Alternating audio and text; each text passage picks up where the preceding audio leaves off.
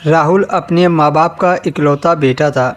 उसकी चचेरी बहन उसके घर रहने के लिए आ गई थी। राहुल उससे चिढ़ता था। उसका नाम काजल था। एक रात तेज़ बारिश हो रही थी। उस दिन घर पर कोई नहीं था। तभी तेज़ बारिश में काजल भागती हुई राहुल के पास आई और कहा, भैया मुझे डर लग रहा है, कहकर वह राहुल की रजाई में घुस गई।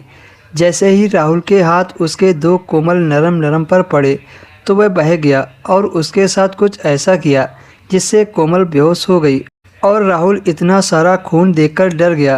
राहुल तो उस लड़की से कोई मतलब नहीं रखता था, लेकिन काजल का बदन बहुत भरा हुआ था और बार बार राहुल की नज़र काजल पर पड़ने लगी थी। उसके कपड़े बारिश में भीग गए थे और शरीर से चिपके हुए थे। राहुल उस समय 20 साल का जवान लड़का था। राहुल के अंदर भी जवानी भड़क उठी थी। काजल ने राहुल से कहा कि मैं अपने कपड़े बदल लेती हूँ। कहते कहते काजल ने राहुल की तौलिया उठा ली, फिर पर्दे के पीछे जाकर अपना शरीर पोंछने लगी और वहीं पर धीरे धीरे सारे कपड़े उतार दिए। राहुल यह सब चुपके से देख रहा था और राहुल के अंदर आग पूरी तरह लग चुकी थी। फिर काजल टावल लपेटकर राहुल के सामने पहुंच गई। छोटी तौलिया से उसका पूरा शरीर ढक नहीं पा रहा था।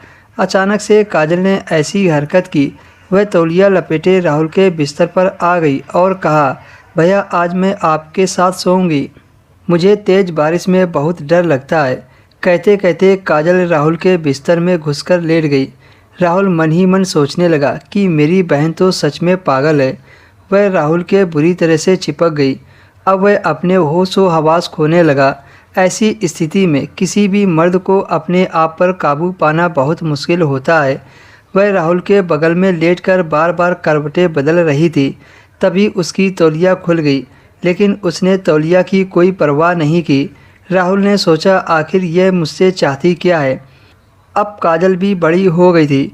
राहुल ने उसे अपनी आगोश में लिया और उसके साथ प्यार करने लगा। वह भी राहुल का पूरा साथ देने लगी, लेकिन कुछ देर बाद वह ज़ोर से चिल्लाई और कहा कि यह तुम क्या कर रहे हो। लेकिन राहुल पूरे जोश में था। उसने काजल को छोड़ा नहीं। राहुल ने अपनी ख्वाहिश उसके साथ पूरी कर ली, क्योंकि काजल ने ही राहुल को उकसाया था।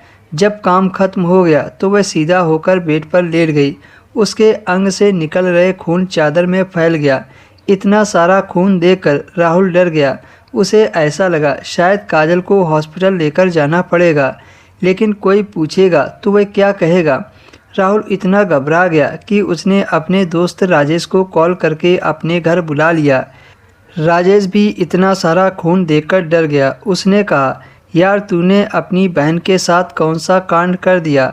दोस्तों, अगर इसके आगे की स्टोरी आपको चाहिए तो कमेंट में काजल पार्ट 2 लिखें।